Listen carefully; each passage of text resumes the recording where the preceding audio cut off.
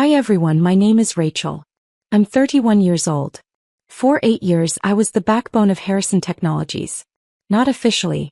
Not in any title that appeared on business cards or conference room nameplates.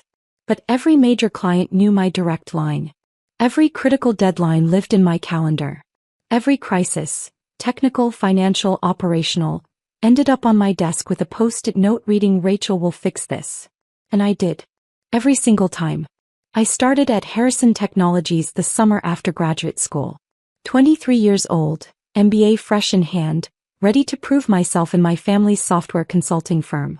My father, David Harrison, founded the company 32 years ago. Built it from a garage startup to a $230 million operation with offices in 4 cities. You'll start in project management, he told me that first day, standing in the glass-walled conference room overlooking the city. Learn the business from the ground up. That's how leaders are made. I believed him. I worked 80-hour weeks. I learned software development, client relations, contract negotiation, vendor management. By year 2 I was managing projects worth $8 million annually. By year 4, senior developers asked for me specifically because I understood both the technical requirements and the business implications. The clients loved me, trusted me. When Meridian Industries, our largest client at $50 million annually, had a catastrophic system failure 3 years ago, they called my cell at 2 a.m. Not the CEO. Not the CTO. Me. I assembled a team. Worked 72 hours straight. We rebuilt their entire infrastructure, implemented redundancies, delivered them operational 3 days ahead of the emergency timeline. Their COO sent a handwritten letter. "Rachel Harrison saved our company. We are forever grateful." At the company celebration dinner, my father toasted the Harrison Technologies team for their collective excellence. My name wasn't mentioned. My cousin, Brandon, 29 and recently returned from his 3rd startup failure, stood beside my father and smiled like he'd contributed something beyond showing up. Brandon was my uncle's son. Charming, photogenic, good at golf and client dinners. He'd spent his 20s launching tech startups that burned through investor money before collapsing. No exits. No successes. Just expensive lessons in what not to do funded by family money.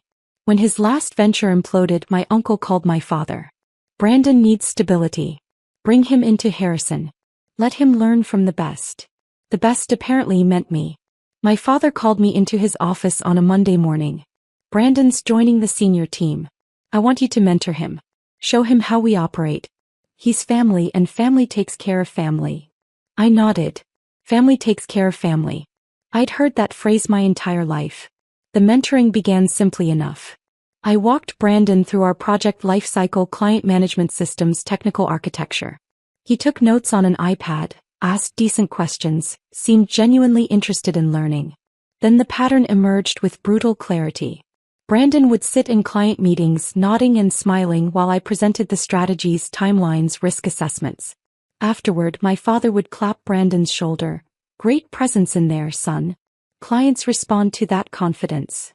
I'd pack up the projector, the handouts, the technical specifications. Drive back to the office. Implement everything we'd discussed while Brandon played foosball in the break room.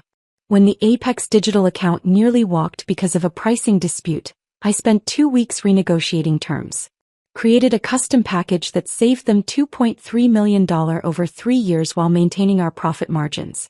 The client was ecstatic. Signed a 5-year extension worth $15 million. At the quarterly board meeting, my father stood and announced, "I'm pleased to report that Brandon successfully retained the Apex account through innovative negotiation. This is the kind of strategic thinking that will drive Harrison Technologies forward." Brandon looked uncomfortable. I looked at my laptop screen where the 47-page proposal I'd written was still open. Mrs. Patterson, our CFO for 18 years, found me in the parking garage that evening. I was sitting in my car, not crying, just staring at the steering wheel. "He knows," she said through my open window. "David knows you saved Apex. The whole executive team knows." "Then why does Brandon get credit?" "Because acknowledging your work means acknowledging he's grooming the wrong person for succession." She squeezed my shoulder through the window. "You're not invisible, Rachel. You're essential. That's different. And eventually, essential people get tired of being treated as expendable. The invisible labor continued for 8 years. I mentored Brandon. Showed him how to read technical documentation, manage difficult clients, negotiate contracts, handle vendor relationships. He learned slowly how to look competent in presentations. He never learned how to do the actual strategic work. When clients called with emergencies, they called me. When proposals needed final review at midnight, I did it. When the board requested financial projections, I built the models, then watched Brandon present them to applause. My father created a new role for Brandon in year 5. Executive Vice President of Strategic Growth. Corner office with a view. $250,000 salary. Company car. Business cards printed on heavy cardstock that probably cost more than my monthly rent. I was still Senior Project Director, at $145,000, in an interior office next to the server room where the ventilation system hummed constantly. "You're doing critical work," my father said when I asked about my own advancement. "Client-facing work. The operational foundation of this company." "I've been here 8 years, I said carefully. "I manage accounts worth $87 million. I've never lost a client. I've brought in $34 million in new business. I've mentored every senior hire for the past 4 years, including Brandon. And we appreciate that enormously. But Rachel, leadership isn't just about technical excellence. It's about vision, market positioning. Brandon has that natural executive presence clients respect." Brandon, who'd asked me last week what API stood for. Brandon, who'd missed a critical client presentation because he was hungover from a networking event. Brandon, who still forwarded me emails asking, "How should I respond to this?" But Brandon played golf with my father every Saturday. Brandon made my uncle laugh at family dinners. Brandon was the son my father never had. I was just the daughter who made it all work behind the curtain. The breaking point came on a Thursday in March. My father called an all-hands meeting for 4 p.m. Unusual timing. Most announcements came Monday mornings. I assumed it was about the Meridian contract renewal I'd been negotiating. We just finalized terms. $65 million over 4 years, up from their current $50 million. The largest single contract in company history. The main floor filled with employees. 143 people from senior architects to junior developers. My father stood at the center with Brandon beside him, wearing a navy suit I recognized from the shopping trip where I'd helped him pick professional attire. "Thank you all for gathering," my father began. "Today marks a pivotal moment for Harrison Technologies." He talked about legacy, innovation, the need for bold leadership to guide us into the next decade of growth. I watched colleagues taking notes, nodding, assuming this was another corporate vision speech. "Which is why," my father continued, his voice swelling with pride, "I'm thrilled to announce that Brandon Harrison will be stepping into the role of Chief Executive Officer, effective immediately." The room erupted in applause. Professional. Expected. Scripted. I sat frozen in my chair. CEO. Not CEO. Not president. CEO, the role that controlled everything. Strategy. Operations. Client relationships. The future of the company. The role I'd been doing unofficially for 3 years. Brandon brings fresh perspective and natural leadership instincts to this position, my father said, beaming. "I'll be transitioning to executive chairman, providing guidance while Brandon leads us forward." Brandon stood, shook hands, accepted congratulations. His eyes found mine across the room. Something flickered there, guilt maybe or apology, before the smile returned. After the meeting, I walked back to my office. Sat down at my desk. Stared at the email I'd been drafting to Meridian's CEO about our new contract terms. $65 million. I'd negotiated every term. Built the technical specifications. Designed the implementation timeline. And Brandon, who couldn't explain our core service offerings without a script, would now take credit for it all. My father appeared in my doorway 30 minutes later. "I need you to transition your major accounts to Brandon over the next month," he said. Not asked. Stated. "Meridian especially. You've built strong relationships there. I want you to ensure Brandon has everything he needs to maintain those connections." "My relationships," I repeated softly. "The company's relationships, Rachel. You understand? This is about continuity. Brandon will need your institutional knowledge to succeed." Something inside me, something that had been bending for 8 years, snapped clean.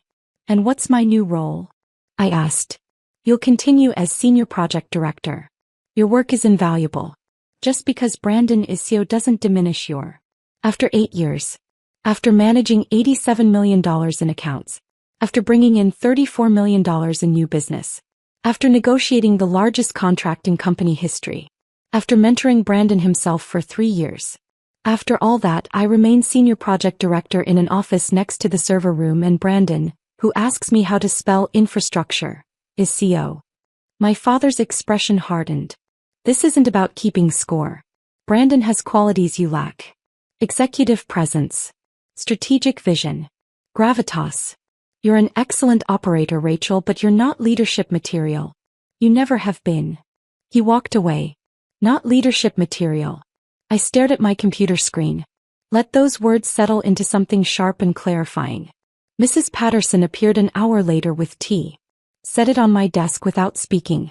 When she turned to leave, she paused. My former colleague runs talent acquisition at Novak Solutions, she said quietly. They've been trying to poach Harrison's senior people for 2 years. I could make an introduction if you wanted. I looked up at her. She smiled sadly, knowingly. Just something to think about, she said. That night, I sat in my apartment with my laptop and the files I'd been keeping for years. Not intentionally, just professionally. Documentation was my nature. Every client account I managed. Every contract I negotiated. Every crisis I resolved. Every late night, every weekend, every holiday I worked while Brandon posted Instagram stories from ski trips and beach resorts. The numbers were staggering. In 8 years, I'd brought in $34 million in new business. I'd maintained a 98% client retention rate. I'd managed implementations for 23 major projects with 0 failures. I'd trained 16 employees who'd been promoted past me. I'd built Harrison Technologies' reputation for excellence, and my reward was watching someone else wear the crown I'd crafted. The email from Novak Solutions arrived the next morning. Subject: Confidential opportunity, Chief Strategy Officer position. I almost deleted it. Loyalty. Family. My father's voice about commitment and gratitude and taking care of each other. I opened it instead. Dear Ms. Harrison. Your reputation in the tech consulting space is exceptional. Novak Solutions is expanding our enterprise division and believes your expertise would be transformative. We'd like to discuss a Chief Strategy Officer position with full autonomy, equity participation and compensation reflecting your actual market value. Would you be available for a confidential conversation? Best regards, Catherine Novak, founder and CEO Novak Solutions. I stared at the screen. Read it 4 times. Then I replied, available tomorrow evening 7 p.m. Catherine Novak's office was minimalist elegance. Clean lines, natural light, art that suggested actual curation rather than corporate purchasing. She was 46, sharp-eyed, direct. She offered espresso from a machine that probably cost more than my car. I've been watching your career for 3 years, Catherine said without preamble. Every major win at Harrison has your signature on it. The Meridian save. The Apex renegotiation. The Stellar Systems implementation that came in under budget and ahead of schedule. You're the strategic brain of that operation. My father would disagree. Your father is protecting his investment in his nephew's career advancement. Catherine's tone was matter-of-fact, not cruel. I'm not interested in his feelings. I'm interested in results. And you consistently deliver results that exceed projections. She slid a folder across the desk. I opened it. The offer was breathtaking. Chief Strategy Officer. $520,000 base salary. Performance bonuses up to $200,000 annually. Equity worth $1.2 million when fully vested. Full autonomy over strategic initiatives. My own team. An office with windows. Real windows. Why me? I asked. Because you don't need a seat at someone else's table, Catherine said. You build the tables. You've just been forced to pretend someone else built them. I'm offering you a place where your name goes on your work. I thought about my father's words. Not leadership material.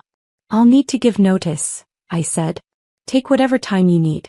I want you rested and ready, not burned out and bitter. Catherine smiled. Although I won't pretend I'm not looking forward to Harrison scrambling when they realize what they've lost.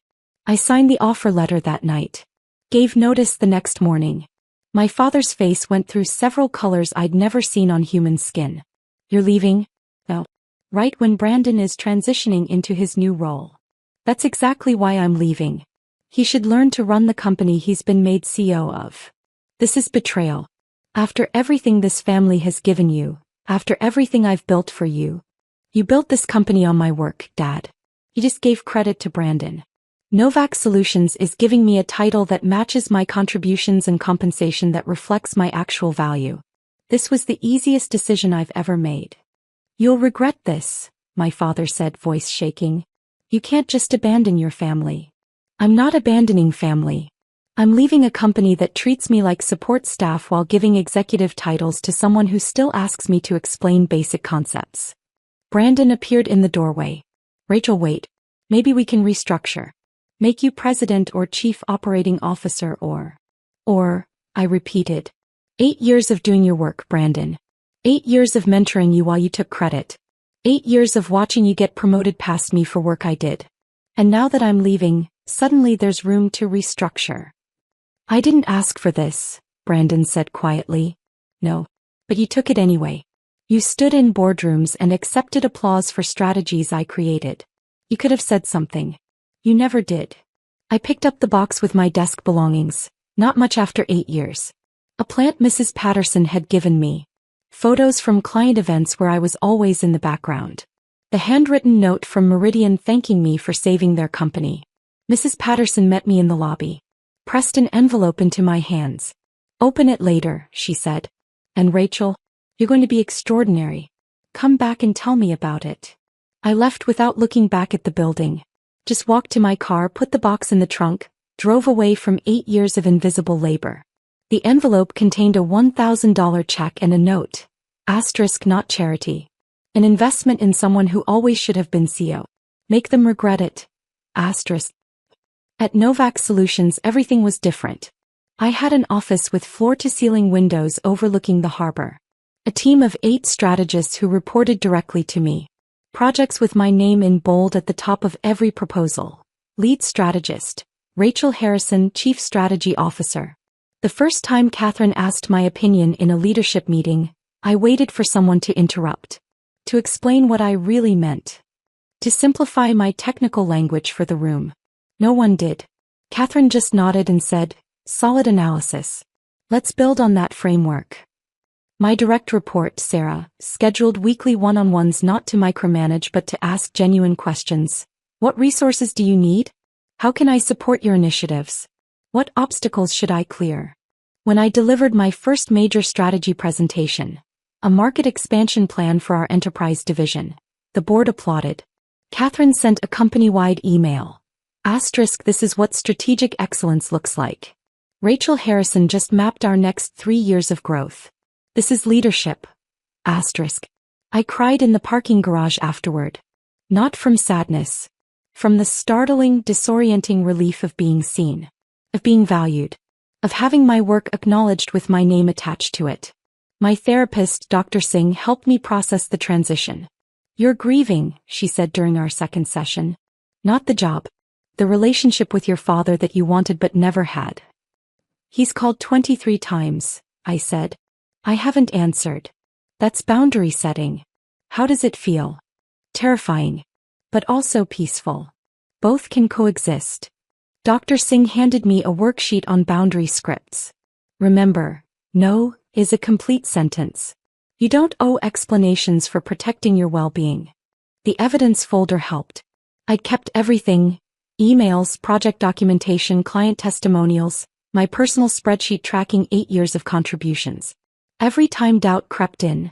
Asterisk, maybe I'm being selfish, maybe I should have stayed, maybe he was right about me not being leadership material. Asterisk. I opened that folder. The data said, asterisk, you were always a leader. He just refused to see it. Asterisk. 2 months into my role at Novak, the earthquake hit Harrison Technologies. It started with Meridian Industries. Their CEO James Whitfield called me directly. My personal cell. The number I'd given him 3 years ago during the infrastructure crisis. With instructions to call anytime, day or night. Rachel, I need to talk to you about something sensitive. Of course, James. What's happening? We finalized the contract renewal with Harrison last month. $65 million over 4 years. You negotiated every term, designed the implementation plan. Now we're dealing with Brandon and... He paused. Rachel, he doesn't understand our technical requirements. He can't answer basic questions about the architecture you designed. We've tried to work with him, but after 3 meetings where he promised to get back to us on fundamental details, we're concerned. I'm sorry you're experiencing that, I said carefully. I'm calling because Meridian wants to move our account to Novak Solutions. You're there. We don't want Harrison Technologies. We want you. You've always been our real partner. We're just following the expertise. I thought about loyalty, family, the right thing to do. Then I thought about 8 years of invisible labor and my father calling me not leadership material. Let me connect you with Catherine Novak, our CEO. We'd be honored to work with Meridian. The meeting happened 48 hours later. Catherine, James Whitfield, Meridian's CTO, their CFO, and me. We spent 3 hours reviewing their needs. I presented the implementation framework I'd already designed, the one Brandon couldn't explain to them. This is exactly what we need, James said. The expertise, the attention to detail, the strategic thinking. This is what we thought we were getting from Harrison. He looked at me directly. Rachel, you saved our company 3 years ago. You've guided every major technology decision since then. We want to continue that partnership. But we want it official. We want it with you where you're actually valued. Meridian signed with Novak the following week. $65 million over 4 years. The largest contract in Novak Solutions history. Catherine promoted me to Executive Vice President of Strategic Accounts on the spot. Added another $100,000 to my base salary. Gave me equity worth an additional $800,000. You just transformed this company, Catherine said. This contract validates everything we're building. You're not just an employee, Rachel. You're a cornerstone. My phone exploded with messages that evening. Brandon first. Rachel, we need to talk urgently. Meridian just canceled. Dad is. Please call me. Then board members from Harrison. We should schedule a meeting. Discuss possibilities for collaboration. Then my father. You poached our biggest client. This is industrial sabotage. This is theft. Oh. I blocked the number. Dr. Singh had prepared me for this moment.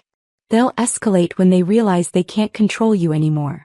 Expect commands, then guilt, then threats, then desperate bargaining. Don't engage unless you choose to. I didn't choose to. Catherine, however, was thrilled. One of the top 5 consulting firms in the region just lost their anchor client to us. Rachel, you're not just good at this work. You're transformational. The second defection came 3 weeks later. Apex Digital, the account I'd saved with custom pricing. Their VP of technology called me directly.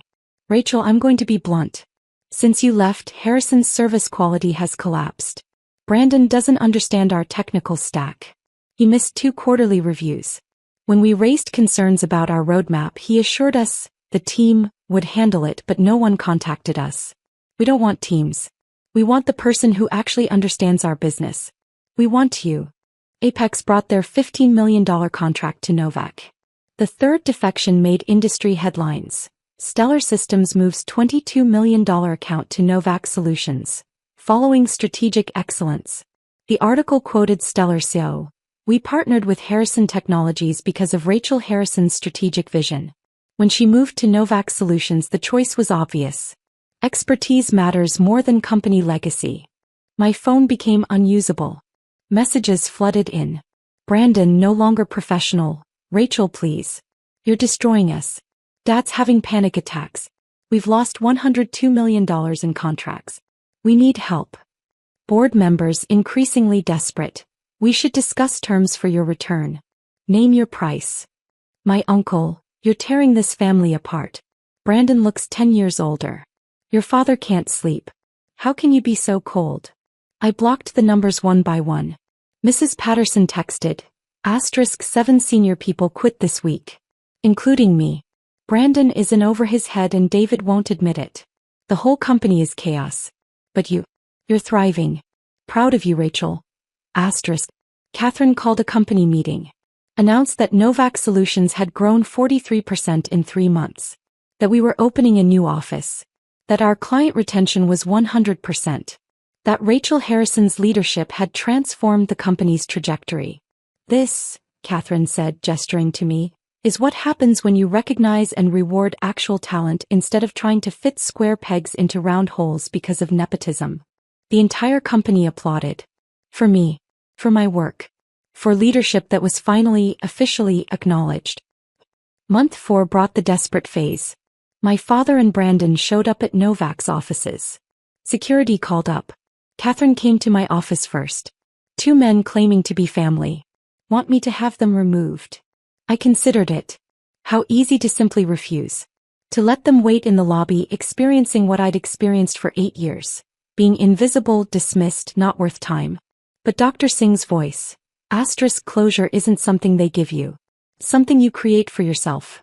Asterisk. I'll meet them in the cafe downstairs, I said. Public space. 30 minutes maximum.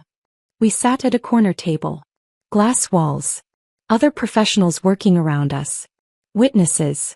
My father looked diminished somehow. Older. Thinner. Brandon looked exhausted with dark circles under his eyes. Thank you for seeing us, my father began. I waited. We may have underestimated your contributions to the company, he said carefully. Legal language. Precise. We'd like to discuss you returning as President and Chief Operating Officer.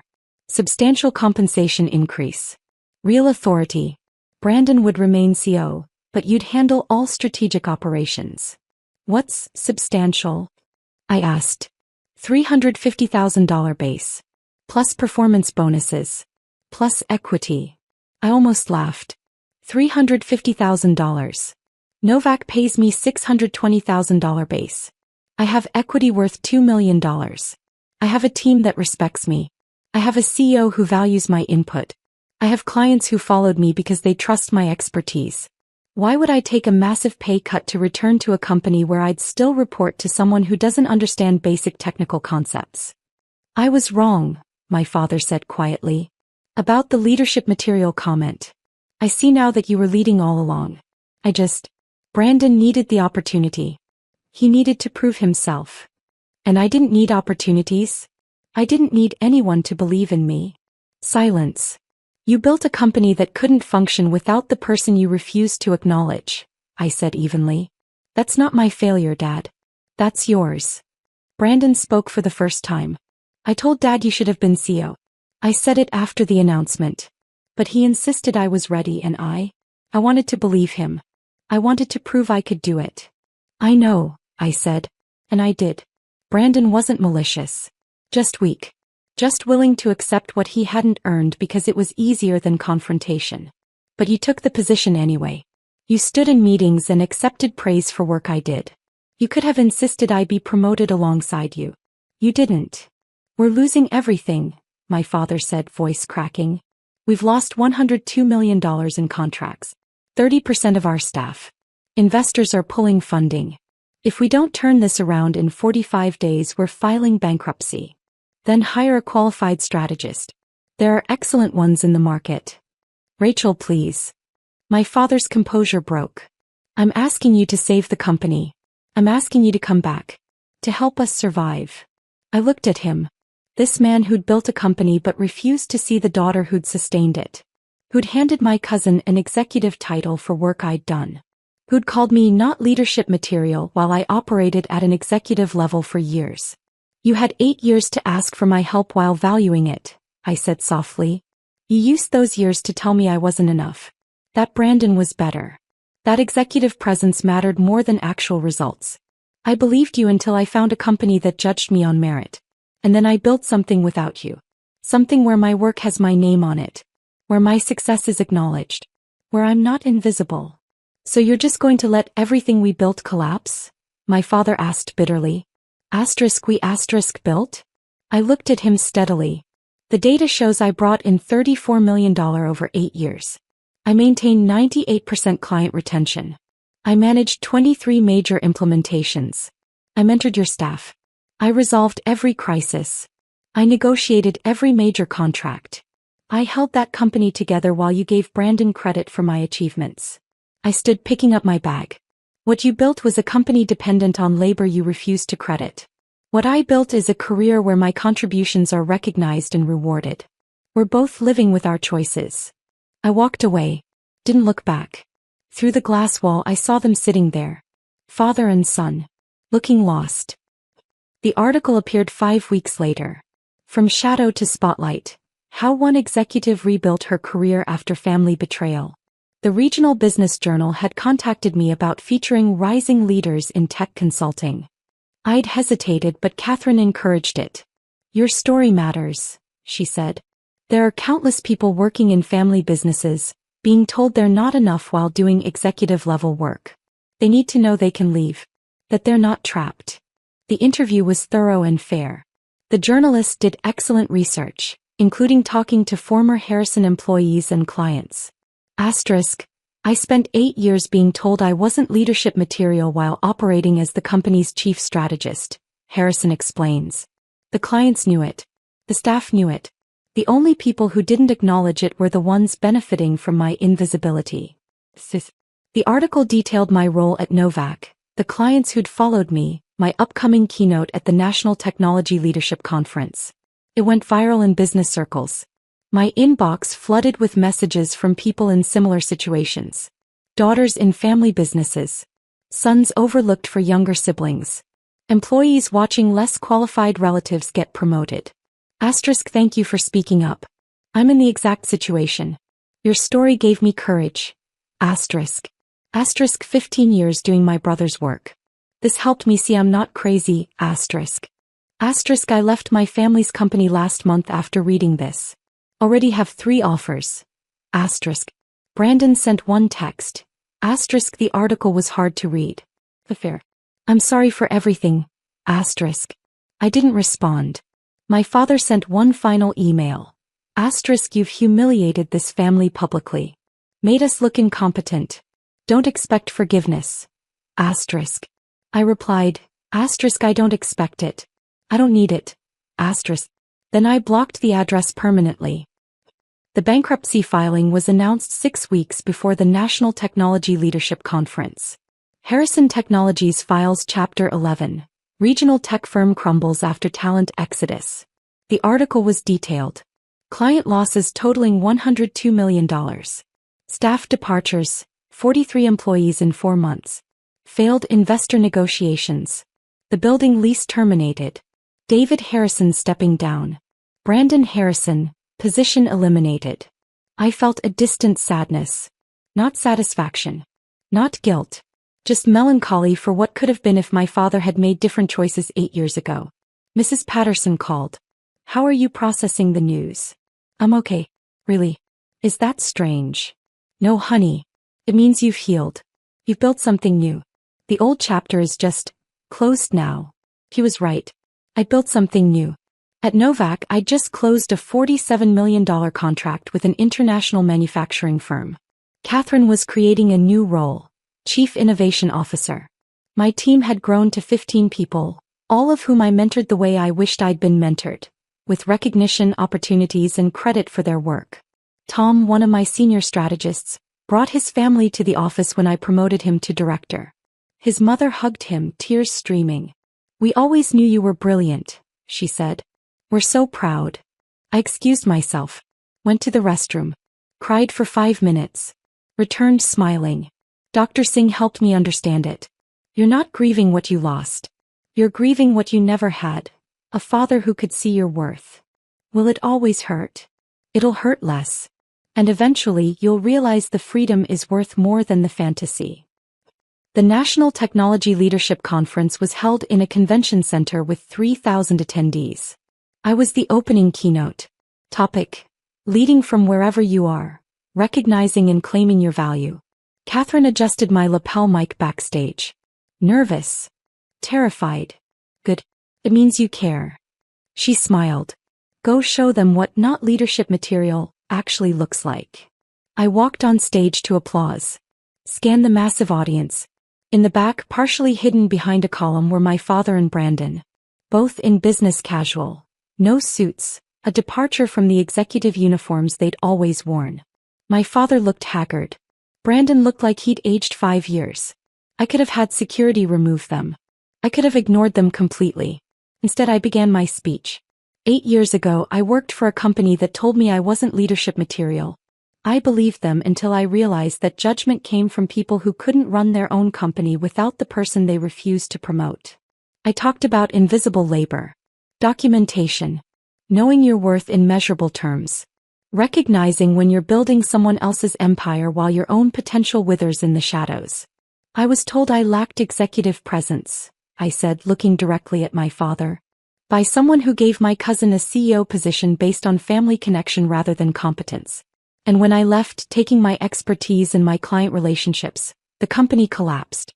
Not because I sabotaged anything, but because the foundation was one person pretending to lead while another person did the actual work. The audience was silent, hanging on every word. Here's what I learned. Your value isn't determined by who refuses to see it. Your potential isn't limited by who underestimates you. And loyalty to people who exploit you isn't virtue, it's self-betrayal. I talked about Catherine saying you build the tables. About Sarah asking what I needed instead of telling me what to do. About clients who followed me because they valued expertise over company logos. If you're in a situation where your contributions are invisible, document everything. Build your evidence folder. Track your wins. And when you're ready, don't threaten, don't negotiate, just walk. Find a place where your name goes on your work. Where your voice carries weight. Where you're not just the engine keeping someone else's career running. The standing ovation lasted 90 seconds. People crowded around afterward, sharing their stories, asking questions, thanking me for giving them language for their experiences. My father and Brandon approached as the crowd thinned. Security noticed, moved forward. I waved them off. That speech, my father said quietly. You were talking about me. I was talking about systems that prioritize connection over competence. You were an example. I never realized how much of the company's success came from you. You didn't want to realize it, Dad. Acknowledgement would have meant admitting you'd promoted the wrong person. That family loyalty blinded you to merit. Brandon looked at his hands. For what it's worth, Rachel, everything you said was true. I wasn't ready. I'm in leadership training now. Starting over. Learning to actually do the work instead of taking credit for it. Good, I said sincerely. You'll be better for it. My father met my eyes. Something that might have been pride, might have been regret, flickered there. You've built something remarkable. I see that now. I know you do. Now that it's too late to matter. Is there any possibility? He stopped. Started again. Could we rebuild our relationship? I can't change the past, but maybe. Dad, I forgive you. The words surprised me, but they felt true. I forgive you for not seeing my worth. For choosing Brandon because he was easier to love. For calling me inadequate while relying on my competence. I forgive all of it. Hope flickered in his expression. But forgiveness isn't reconciliation, I continued gently. It isn't access. It isn't relationship restoration. You can be forgiven and still not be part of my life. Those are separate decisions. I'm your father. You are. And I hope you build something new. Something where you value people's contributions regardless of their last name. But I've built my own table now. There's no seat here for people who spent years telling me I didn't deserve one. I turned to leave. Paused. Thank you though. For giving Brandon the CEO position. If you'd promoted me, I'd never have left. I'd never have discovered what I could build without you. So genuinely, thank you for showing me I didn't need your validation to lead. I walked away. This time I looked back once. They stood there, father and son, watching me disappear into a crowd of professionals who respected my expertise, valued my leadership, and knew my name. 8 months later, I launched my own consulting firm, Harrison Strategic Consulting. Not to compete with my father. Not for revenge. But because Catherine had said something profound. Asterisk, you've always built the tables. Now build your own company. Asterisk. I did. Built a firm that valued documentation, credited contributions, promoted based on results. I hired Mrs. Patterson as CFO. Tom came over from Novak as VP of Operations. Sarah joined as Senior Strategist. We were small, 12 people, but profitable, ethical, growing rapidly. Meridian Industries became our anchor client. Apex Digital joined. Stellar Systems. 3 new Fortune 500 companies that had never worked with Harrison Technologies. First-year revenue, $28 million. My father sent a card. Asterisk, congratulations on your firm. I'm proud of you, asterisk. I read it. Filed it away. Didn't respond. Brandon sent flowers. Asterisk, you were right about everything. Starting from the bottom is humbling. Good luck with your company. Asterisk. I sent a brief thank you email. Professional. Distant. Catherine called to congratulate me. You did it. Built something with your name on it. Literally. I did. Any regrets? I thought about it. About the 8 years at Harrison Technologies. The invisible labor. The interior office next to the server room. The speech where my father called me inadequate. No regrets, I said. Everything led here. On Sunday morning I went to the office alone. Walked through the empty space. 12 offices, conference rooms, a kitchen where we actually talked to each other like humans, not corporate personas. My office had floor-to-ceiling windows. A view of the harbor. My name on the door. Rachel Harrison, founder and CEO. The title my father said I'd never be qualified for. My phone buzzed. Unknown number. I almost ignored it, then looked at the message. Asterisk, this is David. Saw the article about your firm's success. $28 million first year. You were always capable of this. I'm sorry I couldn't see it. Asterisk. I stared at the screen. Waited for the familiar ache of wanting his approval, his pride, his acknowledgement. It didn't come. Instead I felt complete. Whole. Successfully independent. I typed. Asterisk, I appreciate that. I hope you're well. Asterisk. Then I blocked the number. Not from anger. From boundaries. From understanding that some doors close not because of hatred, but because keeping them open means staying tethered to versions of ourselves that no longer exist. I sat at my desk. Opened my laptop. Reviewed the proposal for our next major client. A $52 million contract that would make us one of the fastest-growing consulting firms in the region. Outside my window, the harbor glittered in morning light. Boats moved purposefully across the water. The city hummed with life and possibility. The building at Harrison Technologies had gone dark. The logo removed. The lease terminated. But here in 12 offices filled with people who respected each other, every light blazed bright. I built this table. I built all of it. And my name was on everything.